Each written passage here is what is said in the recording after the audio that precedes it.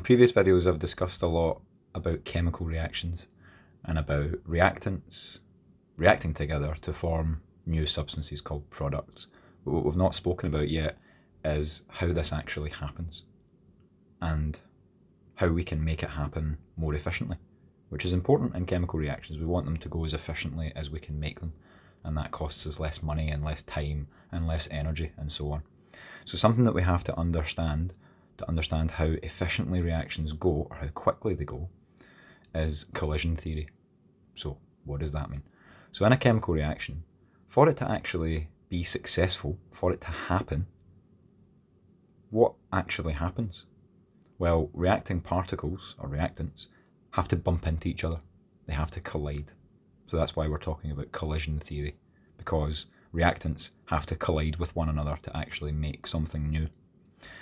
But they have to collide with each other with enough energy. So if they don't have enough movement energy or kinetic energy, that's the kind of energy we're going to be talking about here.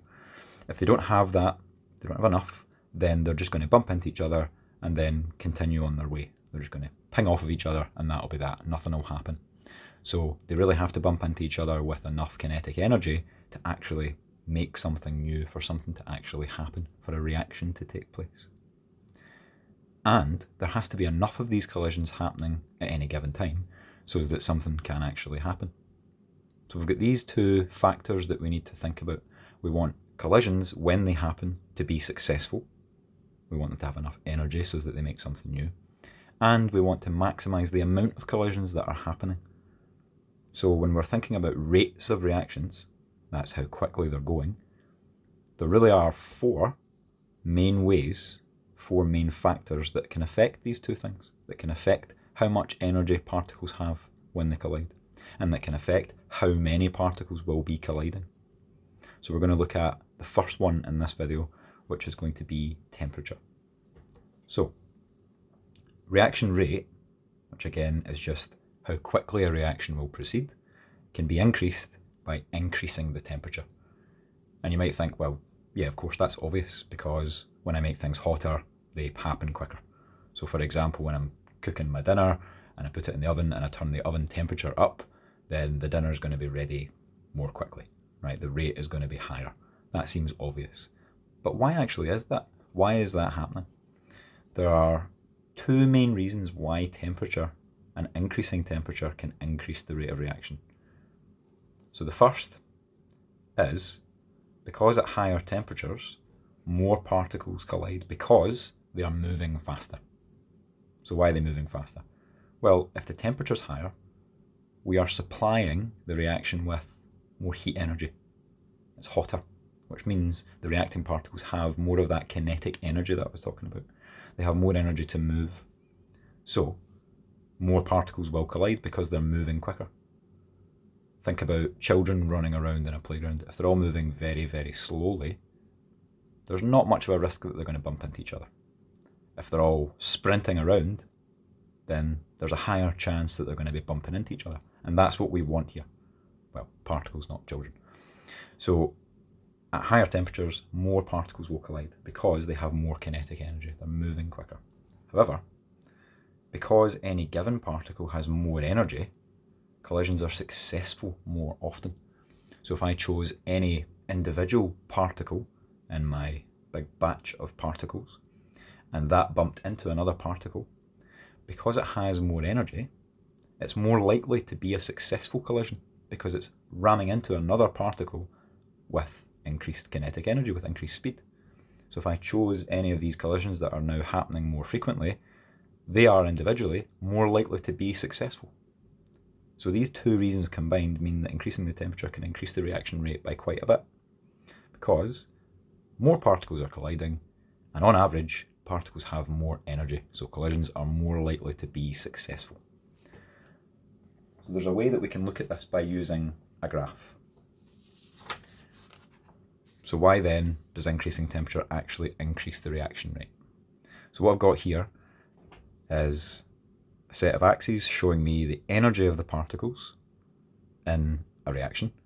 So that would be no energy at the left hand side, more energy per particle, And then over on the right hand side, particles having lots of energy.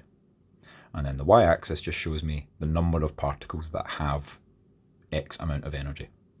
What I've done here is I've added in this green line, and I've called that capital E with a little capital A next to it. What that means is activation energy. So what does that mean? That means in a batch of particles that I have that are hopefully going to do some kind of reaction, they have to get past this line in terms of energy to be able to react. So in terms of the x-axis at the bottom, if they have anywhere between this and this amount of energy, they're not going to be successfully colliding. They'll just bump into each other and then move on. Nothing will happen. If they have over EA, they've got more than the activation energy or equal to it, they will be able to react. So what I'm going to do, I'm going to look at two temperatures, just as an example, to show you how this actually means that more of them are reacting. So let's say I'm doing an experiment and I run it twice. And this experiment in the first round is going to be ran at 40 degrees. And I'm going to draw in this shape, like that. So we'll call that 40 degrees. Now what that means is, as energy is increasing for particles, I'm getting a higher number of particles that have that energy until I get to this point. So most of my particles have this energy, and then it starts to fall. So hardly any particles have no energy. Hardly any particles have tons and tons of energy. Most of them are kind of in the middle. So that's what that curve shows me. Now you can see that most of my particles at 40 degrees fall in this zone to the left-hand side of the activation energy. So all of these particles will not successfully collide. They won't react. Only these ones will, because they have enough energy that's past the activation energy. So this zone of colliding particles will successfully react. Okay, so how does that compare to a higher temperature? So let's increase the temperature. Let's go to 60 degrees. If I do that, I'm likely to flatten my curve like that. So what does that mean? Well, same again. Hardly any particles have no energy. And again, not very many have lots and lots of energy. However, more particles this time at a higher temperature, let's call it 60 degrees, have enough energy to react. In fact, significantly more than when we did the reaction at 40 degrees, because all the particles on this side of the curve, and I've not been able to finish my curve because my axis doesn't go far enough, all of these particles, if they were to collide, would be successful in reacting because they have more energy than the activation energy.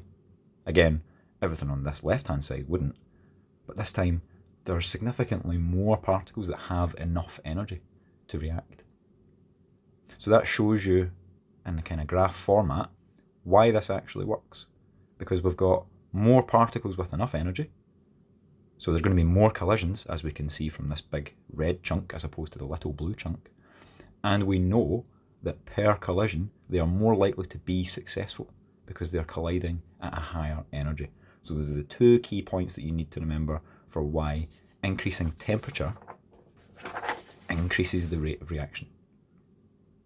Higher temperatures mean more particles colliding, and particles having more energy means collisions are more often successful.